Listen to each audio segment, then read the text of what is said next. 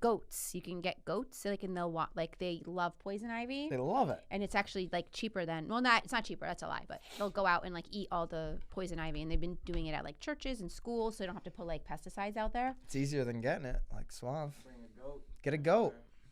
Poor thing. Is that the only place you got it, on your hand? I feel like it could be everywhere if it's on your hand. Bring Michael Jordan with you It's over now. next time you go in the woods.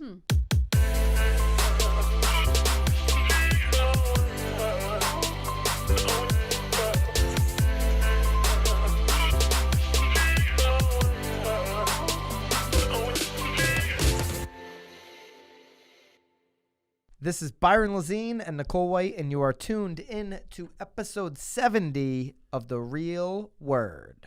Word is up. The word is up. Little sabbatical last week. We Nicole did. does a lot of traveling now that she's big time. She's on like the local Fox affiliate all the time, you know, informing people about the real estate world, taking trips down to Texas with St. Jude. They did the Hope House. It's tough to get her on a consistent Real Word schedule. So we're back this week. Wow, 1 week interesting. off. Wow. So where will we be next week?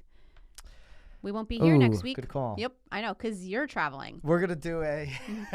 She got me on that one. We're gonna do something for next week. I can guarantee, or maybe we'll do 2 this week. Ooh, we could do an evening one again. We could do an evening We'll do a Friday. PM. It'll be ready for Monday. with the black table. Mm-hmm.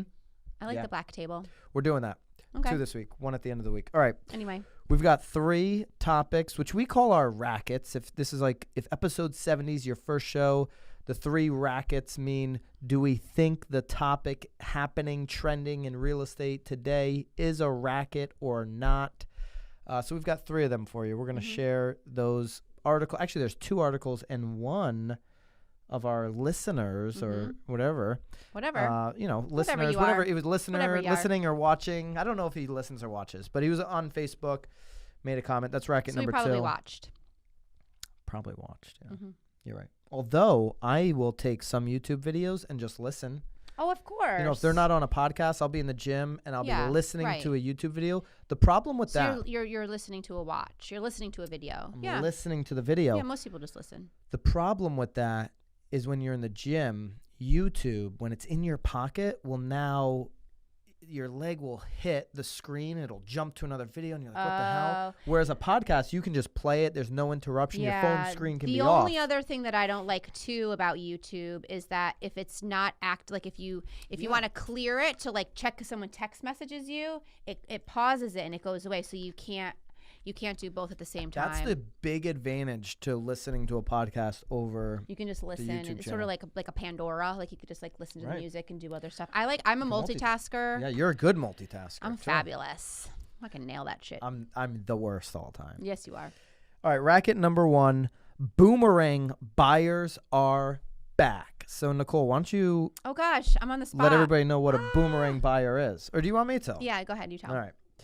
A boomerang buyer. This is a Realtor Mag We article. went back. I felt like Yeah. we were being a little neglectful. So Although there's a lot of good content right now on Inman, so I wouldn't. We don't have any Inman topics we don't. this week, but I there's a didn't lot of really- good stuff You happening. think? Yeah, there's a good one I started reading from Brad Inman where Oh, Brad sent us an email. he did send Thank us you, an Brad. email. Thank you. Nicole was very pumped about I that. was very excited. And then I got yelled at. I got reprimanded. I don't think Brad No, would I like said that very much. you shared the email. I know I on- did. I erased his phone number. It's not like I was like Yes. giving out his phone number. No, I think you're right. That I was deleted fine. the phone number. So, anyways, Brad had a good article about brokers not cooperating as much. Oh, I breezed over Yeah. that. You thought that was fun? I thought it was interesting because there is definitely, a war happening out there in the real estate world. I know that's an extreme word to use, but for market share. But to me, that's as always, right? Right. That's always the case. All right. Of Anyways, course. getting back to our racket today here on Realtor Mag, and we always link up the articles. Boomerang buyers are coming back in bigger numbers. And what a boomerang buyer is Americans who lost their homes to foreclosure or a short sale during the housing crisis. They are now re-emerging in the housing market and buying a home again. This is a report from USA Today. Kind of makes my heart happy. Yeah. Well, Yeah. I mean, if you think about it, it makes sense, right? Because 2007, the start of this was 12 years ago now, right? So 08, 09 where people really got hurt. Yeah. 10 where a lot of these foreclosures, started to really happen. That's been 10 years. It's been a decade. So rule of thumb, really, if you're, if you foreclose on a home is about 3 years, a little over 3 years. If you go straight bankruptcy, it's 7 years. Right. So I am actually a boomerang buyer because 19 to 21 bought 3 homes, lost everything by my mid-20s, went completely bankrupt, did buy a home, maybe it was even less than 7 years. It was right about 7 years when I bought that next home and have since sold it. So I guess I've already done the boomerang. You boomeranged already. I already boomeranged. Yeah, Does that mean I'm done? You're done. I'm done. You're old. Because next time I buy, it wouldn't count as the boomerang? No. It would just be no. Because you already came back. Came back. Unless we threw you out again. I never really liked the boomerang. No. Was that a thing? No, I never did the boomerang. I do like, what's it called? Frisbee. But I don't boomerang. Huh. No. But I like boomerangs. I do those a lot. Like on Instagram. Oh, got me there. Yeah, I like boomerangs. The boomerang app. So are you seeing this with buyers that you're working with? Have you seen this yet? I have to be honest, I haven't seen it yet. No, I have works not. with too many high-priced buyers. No, that's not true at all. But look at the age group there too. So we were primary age. I think the next 35 to 64. That seems like well, it's everybody. But I think that they were lately first-time home buyers. I think they were talking about ages. First-time home buyers comprised 33% of all existing home sales. So I guess it also sort of speaks a little bit to our market. I mean, there were obviously, I think what's very interesting here though too is that I also think that the foreclosures here in Connecticut were happening actually later than 2010. You're still seeing, in my mind, a substantial amount of foreclosures happening, or maybe they're just not like then. From 2006. No, I agree. I guess I'm just looking at like our pocket markets here because you're asking me about me and what's happening with me, I'm not seeing it, but I also don't think that those people have re-entered the market. Although I have found that if there was like a married couple, a husband sort of took the hit and then the wife was able to buy. So there were a few ways like that it was able to be manipulated a little bit there. But well, there was a lot from 06. I think there were a lot of people that held on. Like my husband and I held on. Like we held on. Yeah, you guys are still renting we're a property. Still flipping holding on. But like a lot of people held on. Like it drove us. And there was a lot of people that foreclosed. Low. Yeah. Right. So from 06 to 14, there was 7.3 million foreclosures and 1.9 million short sales. That's according to CoreLogic. So there was a lot of people that... And short sales are quicker, though. Short sales, I think short sales were only like 2 years. For example, the first house that I ever bought when I was 19 years old was a 2-family in Norwich, Connecticut. And I bought it, if you remember, certainly in Connecticut in 04, the market was absolutely insane. And in anything under $250,000 at that time, you're talking 10 offers. So I was looking at properties every day. Well, and they were giving mortgages to I was in college still, and they were giving me a mortgage. Anybody was getting a mortgage, and there was 10 offers on everything because I was only going to buy, a 2 or a 3-family. You had all these great loans. You had all these loan opportunities to do that.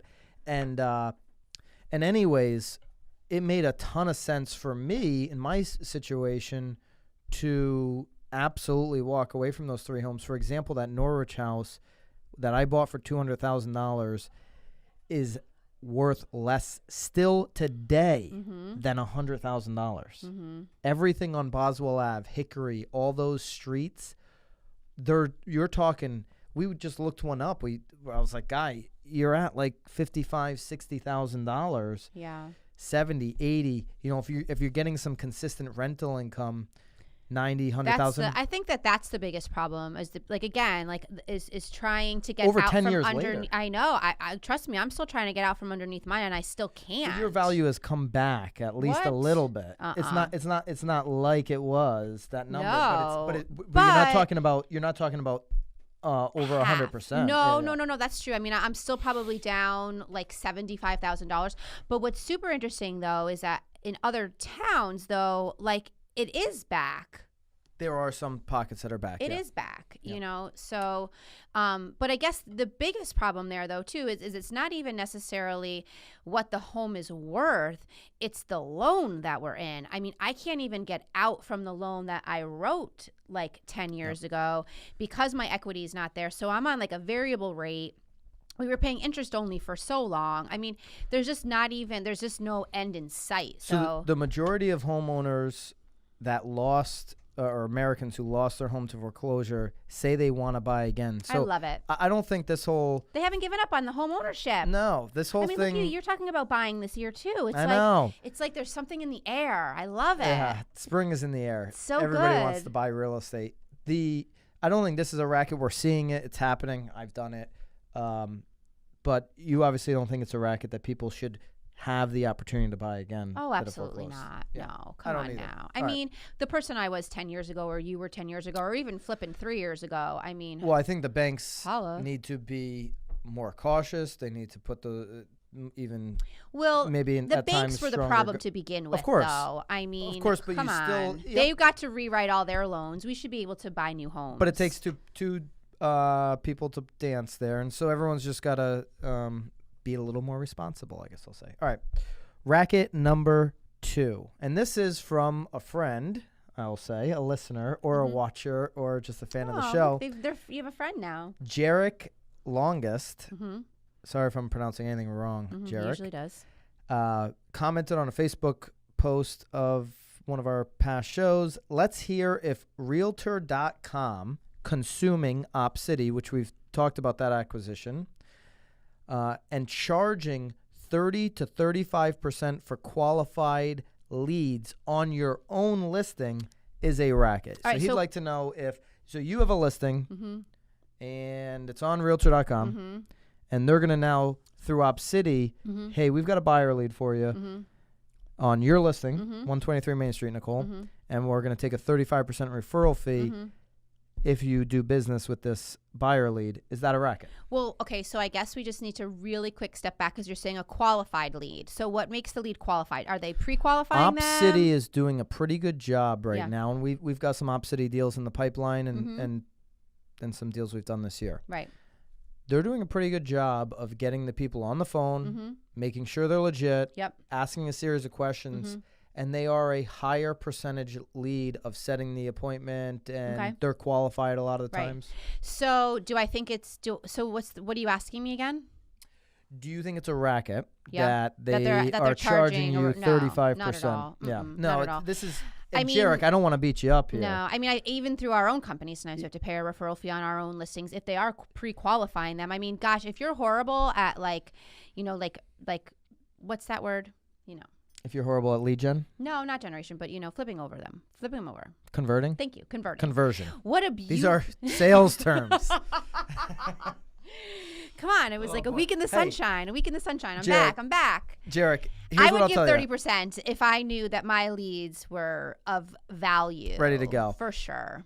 There's a couple things. Go back to the Tom Ferry episode that we did, which is episode 67. I think we touch on the person who holds the lead is in control. Absolutely. They generated the lead. It happens to be your listing, but you don't have to send your listings to Realtor.com. You don't have to do that. You chose to do that. It's their platform. They own it. Now, if they generate a lead, I mean, that would only be 30% on the buy side. I mean, I would rather get the lead and pay 30% than have them sent to another agent. Absolutely. Yeah. So you're going to pay a tax. You're going to pay a fee. You're going to have commission compression, whatever you want to look at that on the buy side when you don't control the lead. Maybe you should invest in ClickFunnels that help you get the lead before Realtor.com. Maybe you just decide they have such a big spend that you're going to invest in content marketing and other ways to get that lead to come to you. The bottom line is what I'll tell you, Justin, is just go get more listings, okay?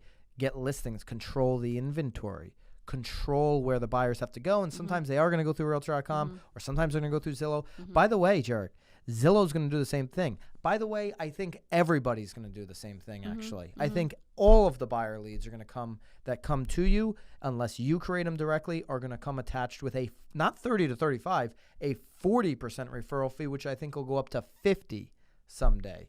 So if you focus on And buyers, they can, because there's going to be someone that says, hell yeah, like I'll take it for 50%. Opcity's converting right now. Yeah. If they sent us one today at 40, we would, we have a couple new agents that are looking to do deals, looking to get Zillow reviews. Ryan's really doing well on Opcity over there. Looking He's to doing put it some with people buyers. through the pipeline. Yeah. 40%, sure. When I'm building my career, on a team, need lead, whatever the case may be, you keep it moving. That's a referral source. That's a relationship.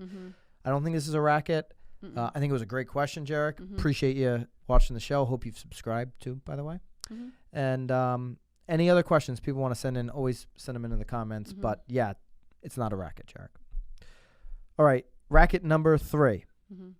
Airbnb to collaborate on a New York City hotel. I'm actually So flabbergasted. Here's what they're doing. That it's taken this long. They're partnering with a major New York City real estate developer, RXR Realty, to convert portions of New York City commercial properties into a new category of urban lodging. They're essentially hotel rooms that can be booked through the Airbnb platform only, right? So it's going to be exclusive to there. And they're going to have like living rooms and kitchens, and so it's going to be a little bit more than your typical hotel room, but it's a hotel room, right? Through Airbnb, right? I think it's brilliant. I love it. I actually, again, like I said, I'm surprised it hasn't happened sooner, but I feel like it already has happened. I feel like I ran into a buyer one time that said that she's like one of the last, like condo units that hasn't been converted into an Airbnb apartment in her building. I feel like she was down south somewhere, like New Orleans or something. I mean, why wouldn't you? I use Airbnb. Like, I love it. It's actually cheaper than hotels. 99.9% of the time, too. Absolutely. If you think about what's happening, too, like a lot of the stuff is the same we've always dealt with, meaning YouTube is a platform that is, if you boil it down, similar to any other TV show. You have more options and you have more searchability and all that stuff. I get it. But now they're running commercials just like, any TV channel would have. They are a channel. Yeah. Airbnb got a bunch of attention, and what are they? A place where you book short-term stays, like a hotel. Yeah. It is obvious for them to go into a traditional hotel space. Right. Even buy up premier locations. Make that a showcase for what Airbnb and their style and their connection to people is all about. It absolutely makes a ton of sense. Well, and it's sort of to bounce off of that too. Like every time I look for an Airbnb, you sort of look for something that like is not in your area, like style wise or like location wise, because it really is. It's an experience. Do you Airbnb compare? Will you go on Airbnb and then start to compare the hotel opportunities? I don't even do the hotel. I don't even go. If you're going Airbnb, you're like, I just want the Airbnb. Yeah, the only time, again, because I've been traveling with St. Jude. I mean, the only time that I do the hotel is just because like it's with St. Jude and that's what they sort of cover on that end. But if I'm hopping into like a city, I've looked at hotels just to compare prices, but I mean, you can stay in Airbnb for like $70. I mean, even with like a $25 cleaning fee, I mean, you have the kitchen, but it's more of like the experience. Like, cool. Like I've never been in like a downtown city flat, or like when I was in like Austin, it was like this super I mean, it was sick. Like, and I never would have experienced like even just being within that community. I mean, you go into a hotel and like you're not engulfed in it, right? You can wake up in a hotel and be like, okay, am I in Austin? Exactly. Am I in San Diego? Where am I? Yeah, and it's funny. So when I stayed in Dallas this last time. It's funny though, because on the Airbnb write up, it was actually saying like no parties, like no photography. So it almost seems like these people are actually like almost renting out these spaces for like for video, like video shoots and photo shoots and stuff. So for sure. It's interesting. That's the first time that I've ever read it, but clearly in that city, in that location, like, video people, photographers, I don't know, Swab, are you doing Airbnbs for your video shoots? Yeah. So yeah. So again, and you had to get, and if we were going to be using it for that purpose, like we had to get like consent. I'm sure they probably charge you more. I mean, it was all just, it's so interesting where it's all going, because it's not just like a place for you to sleep anymore. It's a place for you to host a meeting, have a dinner. Right. Yeah. Anything. Again, video something if it's a really sick spot. Like this one actually had like a rooftop deck. So it's like, I mean, it would have been a really great location for like a video shoot. Cocktail hour for, all that kind of stuff makes sense now to we're me. thinking it's probably, maybe we just do, like, we should just like, that should be like our rent. Like get rid of our office spaces. We'll just like host cocktails. Airbnb when we need You're just thinking about how many meetings. free drinks you can get. All right. Well. Anyway. That's the show. Really appreciate you guys. Jarek, thanks for the question. Anybody it was kind of a question. The racket suggestion. If you got any suggestions for the next round of rackets, put it in the comments. Send us a DM. Send us an email. Whatever you want to do. This was fun. I missed the white light. Yeah. 2 weeks away. That's why you've been so tired. It's not vitamin D. It's the ring light deficiency. The ring. Yeah. Oh, I bet you feel good after today. I'm sure. All right. Keep it real, guys. We'll talk to you next week. Bye.